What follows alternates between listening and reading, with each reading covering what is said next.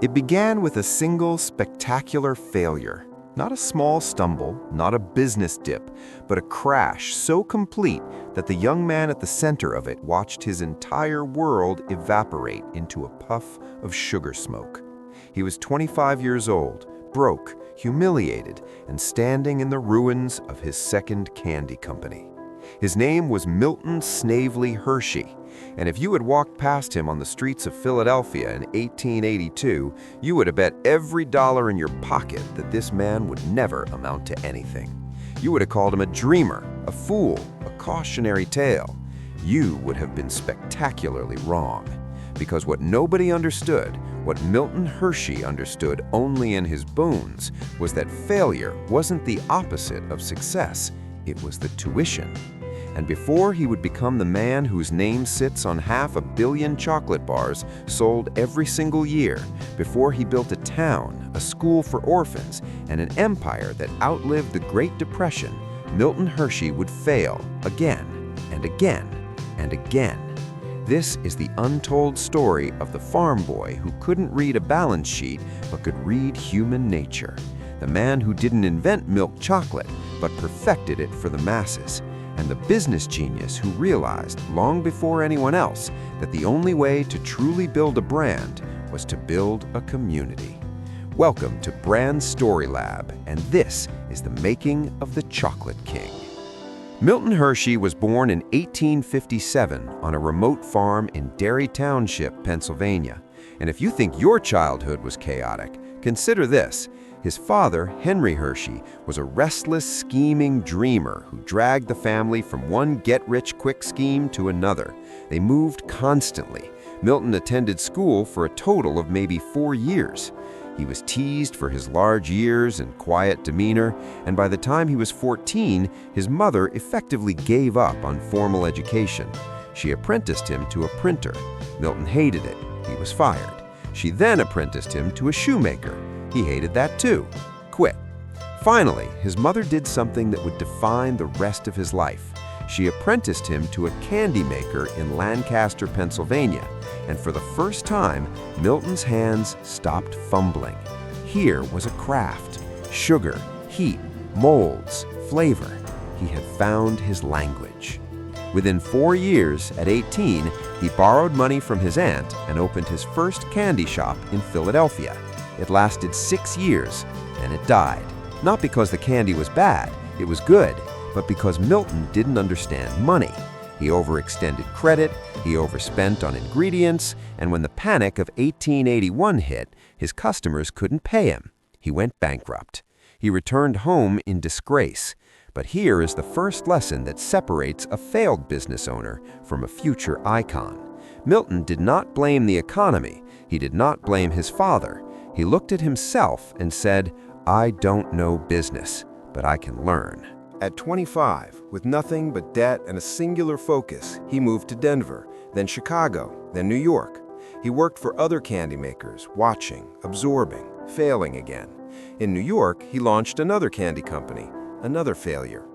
By 1886, he was back in Lancaster, living with his mother, carrying more debt than most people earn in a decade. The town pitied him.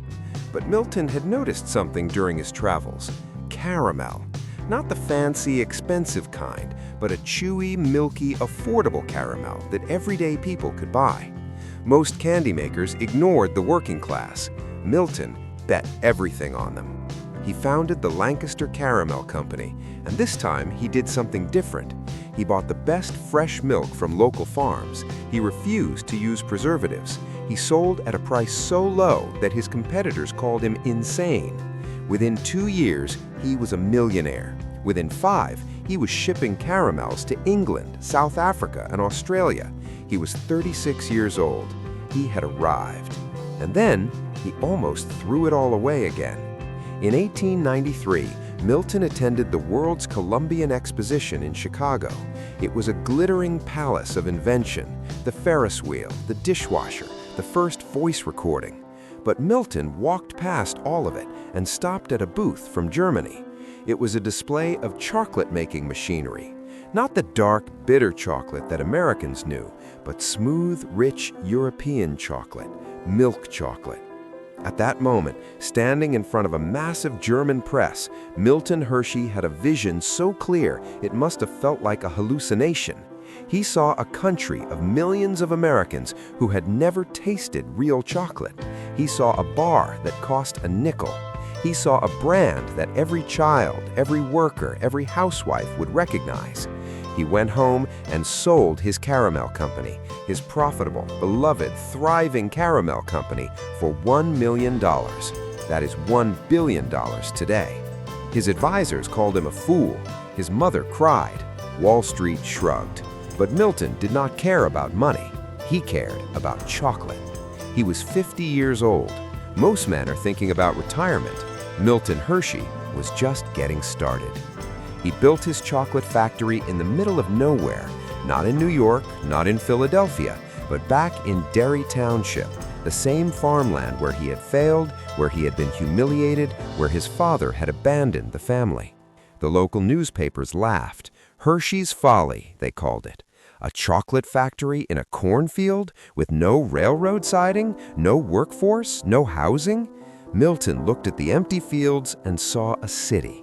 He built the railroad siding. He built the houses. He built the schools, the parks, the trolley system, the hotel, the bank, the churches. He built a town, and he named it Hershey, Pennsylvania. This was not charity. This was not ego. This was a business strategy so advanced that it would take the rest of corporate America another 60 years to catch up. Milton understood that if you want loyal employees, you give them homes they can afford. If you want consistent quality, you give them schools for their children. If you want a brand that lasts, you make your town a destination. By 1905, the first Hershey chocolate bar rolled off the line. It was milk chocolate, creamy, sweet, affordable, 5 cents, and it was an instant, earth-shaking, category-killing success.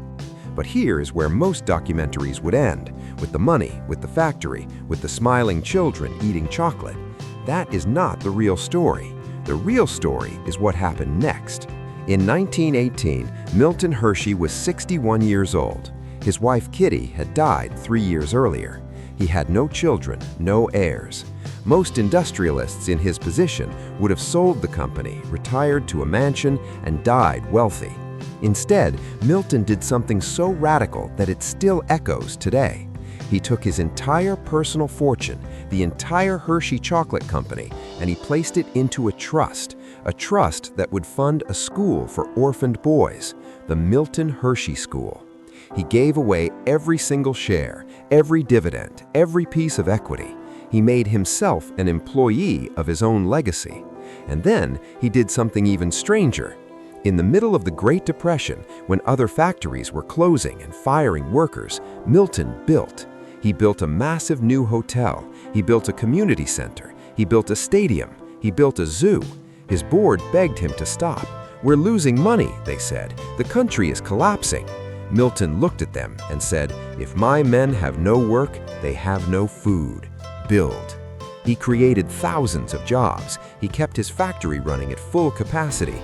And when the Depression ended, Hershey was stronger than ever. Not because of chocolate, because of trust. Let's pause here, because this is the part that matters for you watching this video. Whether you're building a brand, a career, or just trying to understand what separates a commodity from a legacy. Milton Hershey failed 7 times before he turned 30. He was illiterate in finance. He had no MBA, no marketing degree, no social media following. What he had was 3 things. 1, he understood his customer, not the rich, the everyday person who had a nickel and wanted a moment of joy. 2, he understood that quality is not a luxury. He spent more on fresh milk than any chocolatier in America, not because he had to, but because he knew that if you give people something real, they will come back. And 3, he understood that a brand is not a logo. A brand is a promise that outlives the founder. Milton Hershey died in 1945 at the age of 88. He never saw the Hershey bar become a global icon. He never saw the Hershey Trust become one of the largest philanthropic funds in the world. He never saw his school educate over 12,000 children. But he built the machine that made all of that possible. a machine not of gears and cocoa presses, but of values. Today, the Hershey Company is worth over $40 billion. The Milton Hershey School has a $10 billion endowment, and every single day, over 500 million Hershey products are consumed around the world. But here is the question that Brand Story Lab wants to leave you with. When you see that brown and silver wrapper, do you see sugar, or do you see a farm boy who refused to stop failing? Do you see a factory or a town built on trust? And most importantly, do you see a lesson for whatever you are trying to build right now?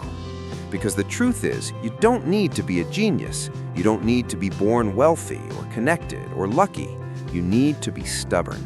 You need to be patient. And you need to understand that the most valuable thing you can ever create is not a product. It is a promise. Keep building. Keep failing forward. And maybe, just maybe, 100 years from now, someone will tell your story. Thank you for watching Brand Story Lab. If you want more stories of founders who turned failure into fortune, hit that subscribe button and ring the bell. And the next time you unwrap a Hershey bar, take a moment, taste the chocolate, but remember the man. From farm boy to chocolate king, Milton Hershey.